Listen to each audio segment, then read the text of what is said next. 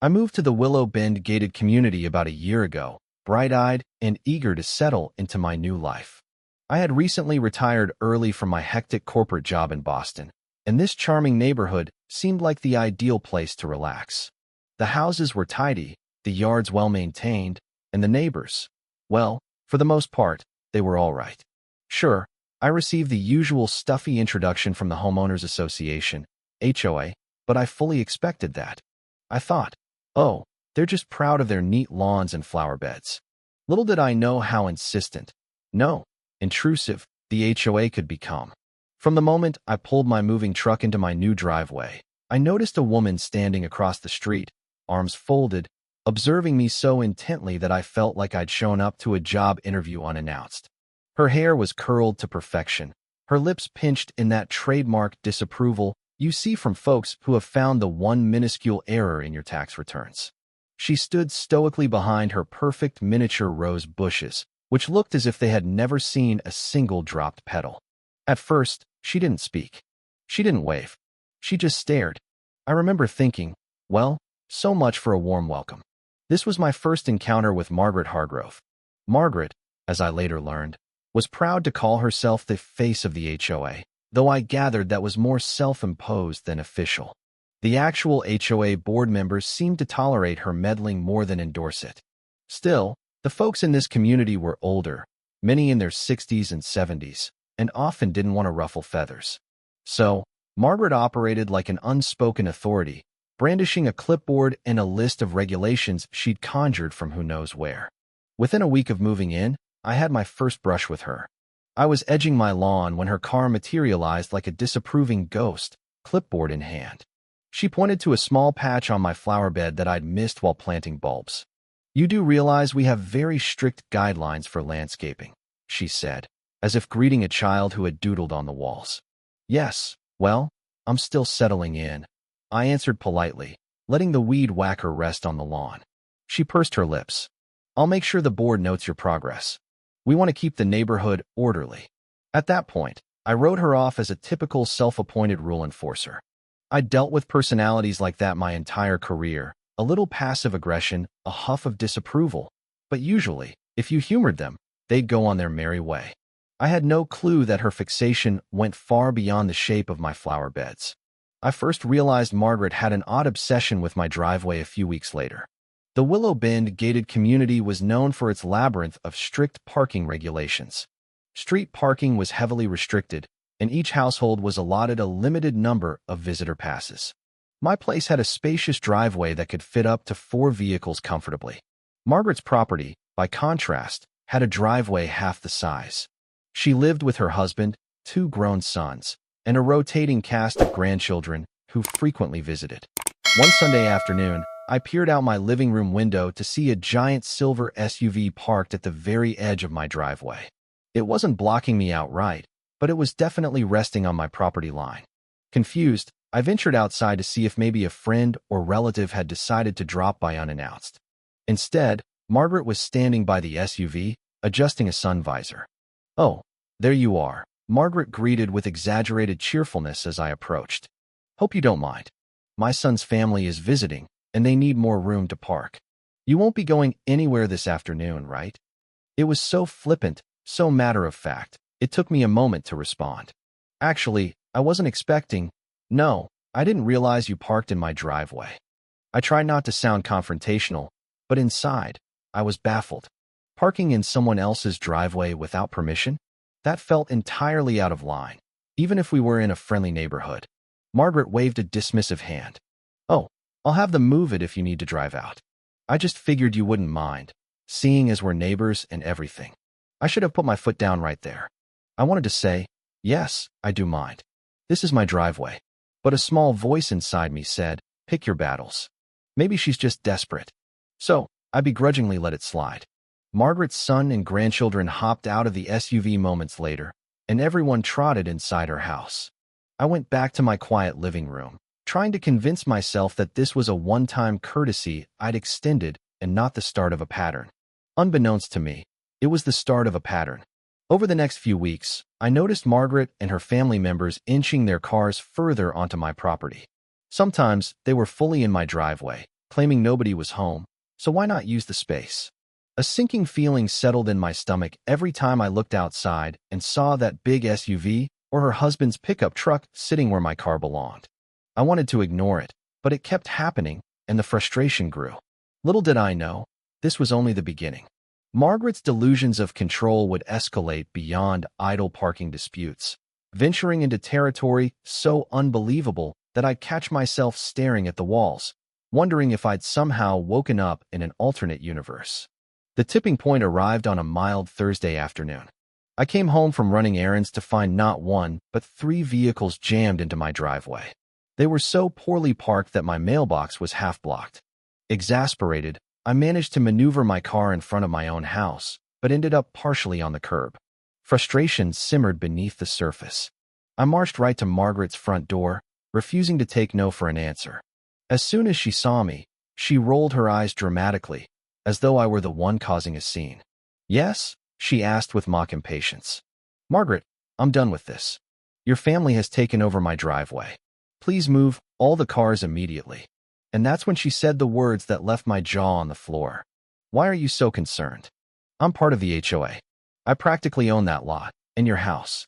Practically own my house." For a split second, my brain short-circuited. Could I have misheard her? I laughed nervously. "Excuse me."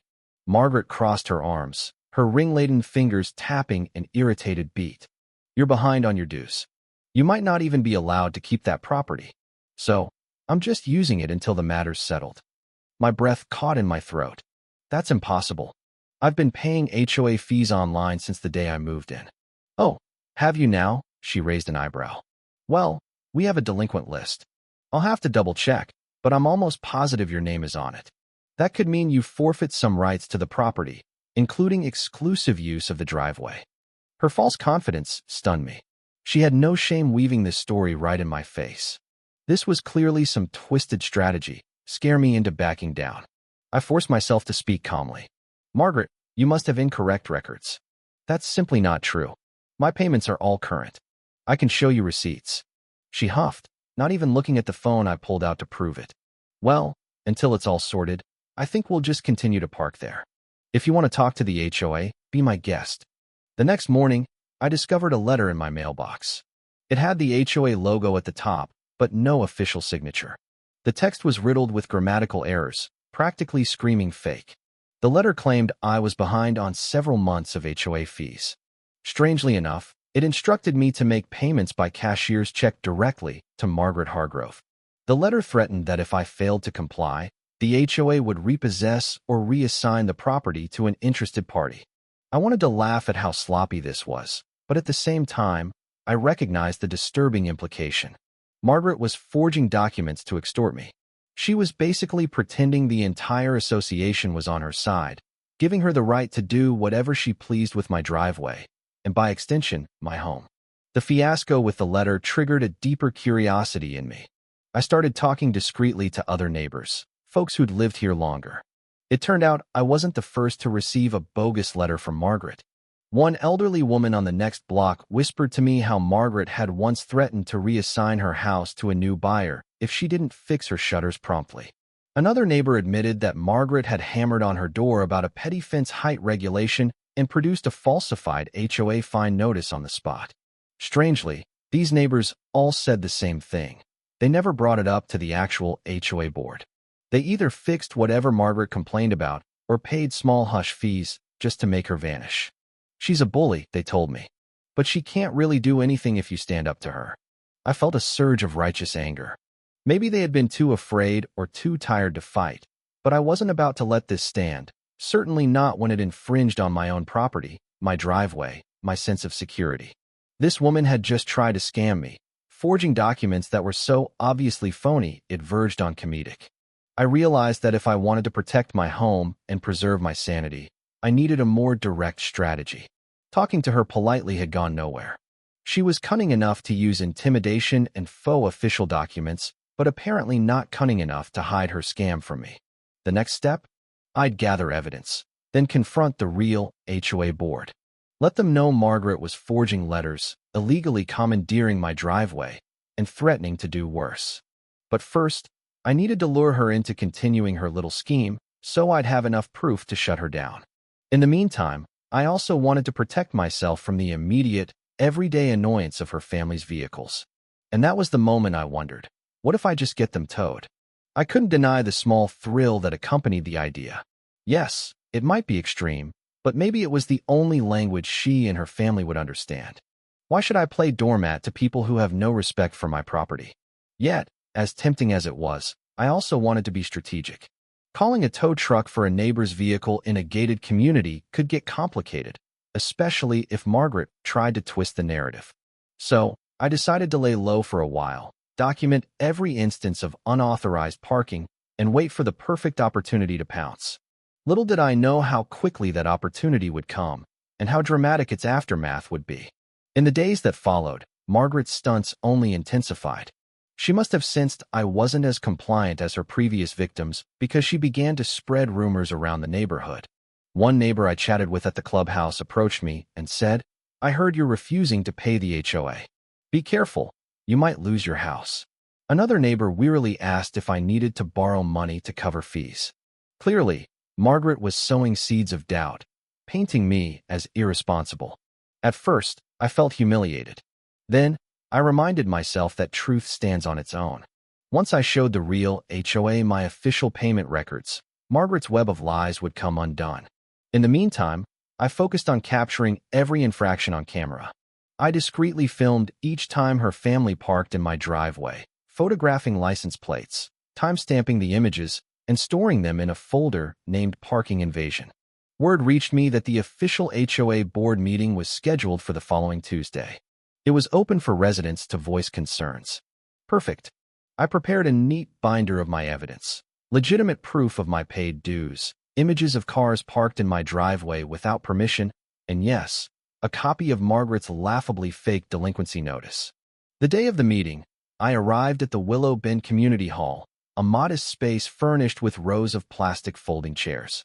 About 30 residents were scattered around, including a few folks I recognized.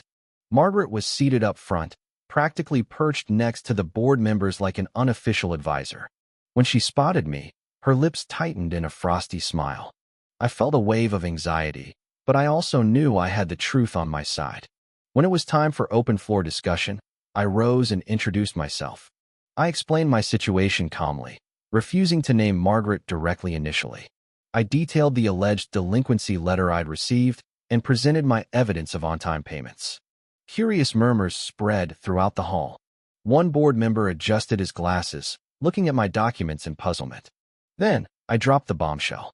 The letter also demanded that I write a check directly to Miss Margaret Hargrove, who apparently believes she has the authority to reassign my home. The entire room seemed to gasp. I glanced at Margaret, who looked momentarily stunned. Then, she regained her composure and started shaking her head, as if I were telling tall tales. She stood abruptly. "That's preposterous. I've never done such a thing. Why would I demand money from him? He's clearly trying to smear me because he knows he's behind on his dues." She whipped out a stack of papers and declared, "Here are the official records showing he is not current with the HOA. I have them right here." A hush fell as the board members examined her paperwork side by side with mine. Then, one of the board members tapped the microphone and spoke. "Miss Hargrove, these do not match the official records we have on file. Could you tell us where you obtained them?" Margaret blanched. "Well, I was simply given them by the HOA treasurer. Perhaps there's been a mix-up." She offered a nervous little laugh. "I only meant to protect the association, of course." I seized the moment, produced my phone, and displayed the app that showed my confirmed online payments. "Here are my transactions. Each and every month is accounted for. Are you saying these are fabricated too?" Margaret opened her mouth, but said nothing. The board members conferred quietly. Finally, the president said, "Mr. Adams is fully up to date on his dues. We apologize for any confusion. As for this letter, it is most certainly not from the official HOA." He paused, glaring at Margaret. "We'll be investigating the origins of this document." Margaret's face twisted in a forced smile. She tried to laugh it off, claiming a clerical mix-up, yet the board's disapproval was obvious. The once smug grin on her face had cracked. Though the meeting ended without a formal condemnation of Margaret, it was clear her credibility had taken a hit. I left feeling lighter, as though a dark cloud had begun to lift. But I wasn't naive enough to think it would end there. Margaret's pride is wounded now, I thought. She'll come back twice as vengeful. Sure enough, the very next weekend, I noticed something unusual. 4 cars from Margaret's extended family parked near my house, instead of using her own driveway. They had lined up on the street, presumably because her driveway was jam-packed with other visiting relatives. I breathed a sigh of relief, thinking maybe she'd learned a lesson. Maybe she was respecting boundaries. If only it were that simple. That evening, I took my trash outside only to discover those 4 cars had migrated onto my property like a flash mob that spontaneously decided to gather on my driveway. It was nearly 10 p.m., and each car was so close to my garage it looked like they were trying to box me in. I took a deep breath, stormed across the street, and pounded on Margaret's door. Her husband answered, looking sheepish but not exactly regretful. "What's the matter?" he asked, feigning ignorance. "Your cars," I practically hissed. "I've told Margaret countless times not to park on my driveway. This is trespassing." He yawned, giving me a dismissive wave. "Sorry, fella. It's late. Why don't you talk to Margaret in the morning? No one's leaving tonight." My cheeks flushed. I wanted to holler. I wanted to scream. But all I managed was, "Move them, or they'll be gone by sunrise." He chuckled, a smug little laugh that told me exactly how seriously they were taking my threat. "Sure, buddy. Whatever you say." With that, he closed the door in my face. I stood on Margaret's porch, fury coursing through my veins. Then, I realized, this is it. This is the moment. No more warnings.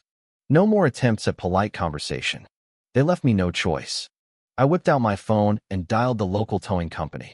If I was within my rights, and I believed I was, I'd have every last one of those cars hauled away. Let Margaret's family deal with the cost and inconvenience. Maybe they would finally hammer home the concept of private property. I expected the tow truck to arrive quietly, do its job, and that would be that. But drama loves an audience, and apparently, the entire neighborhood was still awake. By the time the first tow truck rumbled onto my street, emergency lights flashing, several curtains were parted, and a few neighbors stepped onto their porches to see what was happening. My heart pounded. I worried about potential backlash, but I knew I was doing the right thing. I greeted the tow operator and pointed to the vehicles. "They're not mine. They're trespassing. Here's my driver's license. Here's my property deed if you need proof I live here." He nodded. "No problem. You want them all gone?" "Yes. Every last one." With a beep of the controls, he started hoisting the first car. A moment later, Margaret's door burst open, and out she came in a bathrobe, hair in rollers, screeching like a siren. "Stop. You can't tow these. I'll sue you." But the process had already begun, and the tow operator paid her no heed. He'd likely heard every thread in the book. Margaret ran to the curb, flinging curses at me. Her husband stumbled after her, shouting something incoherent. I simply crossed my arms and watched, refusing to engage. By the time the second tow truck rolled up, Margaret's meltdown was in full swing. Neighbors stood in clusters, whispering. I heard someone cheer quietly. Finally, another neighbor offered me a subtle thumbs up, as if to say, "It's about time someone put her in her place." My pulse was racing, but a quiet sense of triumph washed over me. For once, Margaret's intimidation tactics had met their match, and I was fully prepared to deal with the fallout. By dawn's early light, 3 of Margaret's family vehicles had been towed away. The 4th managed to escape when one of her relatives frantically came running out with car keys at 2 a.m., the car squealing off into the night. I was left with a strangely peaceful driveway. For the first time in weeks, it was free of unauthorized vehicles. Of course, Margaret didn't let it go quietly. The next morning, she pounded on my door at 8 a.m., demanding I reimburse her for the towing fees. I opened the door just wide enough to stand in the gap, refusing to let her pass the threshold. She rattled off a string of accusations. "This was illegal. My lawyer is going to hear about it. You can't just tow a neighbor's car without warning." I took a measured breath. "Actually, Margaret, I can. I have property rights. These were uninvited cars. It's all documented with photo evidence. You can consult whomever you'd like, but you won't see a dime from me. And if you continue to harass me, I'll get a restraining order." "Understood." Her face turned a deep shade of red. She opened her mouth as if to continue shouting, but something in my calm tone or expression made her flinch. She knew she'd been caught in her own lies. She stormed off, hurling one last insult over her shoulder. "You'll regret this." I doubted I would. With surprising swiftness, word spread through Willow Bend about the towing spectacle. A few folks expressed alarm. "Oh my goodness, towing your neighbor." But when I explained the context, most sided with me. It turned out many residents had endured Margaret's meddling for years, yet no one had quite had the gumption, or the receipts, to stand up to her. The parking fiasco was just the tip of the iceberg. Threatening letters, bogus fines, and intimidation. Within a week, I saw a noticeable shift in the neighborhood dynamic. Margaret lost that automatic HOA mouthpiece status she'd once wielded. Residents began questioning her more openly. Someone even pinned a note on the community bulletin board that read, "If you receive a suspicious HOA letter, please verify with an official board member." That might sound mundane, but here, it was a revolution. One afternoon, I was tending my rose bushes, ironic, considering Margaret's pristine rose garden, when her husband approached me quietly. He wore a baseball cap pulled low over his brow, and he didn't look quite as confident as before. "Hey, he began awkwardly. "I want to say sorry about that whole scene the other night. Margaret, she gets these ideas in her head, and we all kind of go along." I turned off the hose and gave him a polite nod. "I appreciate the apology. Just please respect my property. That's all I ask." He shifted from foot to foot. Sure. And listen, we'll take care of the towing fees. That's on us. No hard feelings, okay?" I was surprised by his tone. It was the first time I'd seen any humility from that household. "Fair enough," I replied, turning back to my gardening. I didn't relish being hostile. I just wanted them to respect boundaries. He mumbled something about keeping Margaret off my back and retreated. Part of me pitied him. Living with someone so domineering and deluded must be exhausting. Then again, no one forced him to enable her behavior. Remember the forged delinquency notice? The official HOA board certainly hadn't forgotten. They launched a formal investigation into Margaret's activities. Apparently, they discovered multiple complaints about her from different homeowners, along with suspicious letters that matched the style of the one I'd received. Though she was never an official board member, Margaret had certainly played at being one, and collected who knows how much money from unsuspecting residents. While the board couldn't press criminal charges directly, they did make it clear that if any homeowner wanted to take legal action, they would cooperate. Margaret ended up facing a lawsuit from at least one other neighbor, a retired teacher named Mrs. Delgado, who claimed Margaret had extorted money from her over illegal sidewalk decorations. Although the final outcome was tied up in small claims court, it was a major blow to Margaret's local reputation. With Margaret's iron grip on the neighborhood loosening, day-to-day life in Willow Bend felt infinitely calmer. No more sideways glances or phony violation notices. My driveway remained blissfully free of her family's cars. The slight tension in my shoulders, something I didn't even realize I'd been carrying, eased with every hassle-free evening. I could finally enjoy the reason I moved here in the first place, a peaceful retirement in a friendly, tree-lined community. A couple of weeks later, I was surprised to see a for sale sign sprout on Margaret's lawn. Whether they planned to move away to avoid the social fallout or were forced to relocate by mounting legal fees, I can't be certain. But I won't deny I felt a certain relief. Margaret had caused so much stress for so many. Perhaps it was best for everyone involved if she found a fresh start elsewhere, preferably somewhere with fewer unsuspecting neighbors to manipulate. Looking back, I can see how easily a bully can run rampant in a community where people simply don't want conflict. Margaret thrived on intimidation and half-truths. She banked on everyone being too polite, too frail, or too exhausted to confront her. It took that fiasco with my driveway, and the subsequent towing, to finally shine a spotlight on her antics. Of course, I'm not advocating we all run around towing cars at the slightest provocation. But standing up for yourself and documenting everything is crucial. People like Margaret rely on fear and confusion. If you can cut through the chaos with hard evidence and the resolve to act when necessary, their power crumbles. Thank you for taking the time to listen to today's story on Store of Good Stories.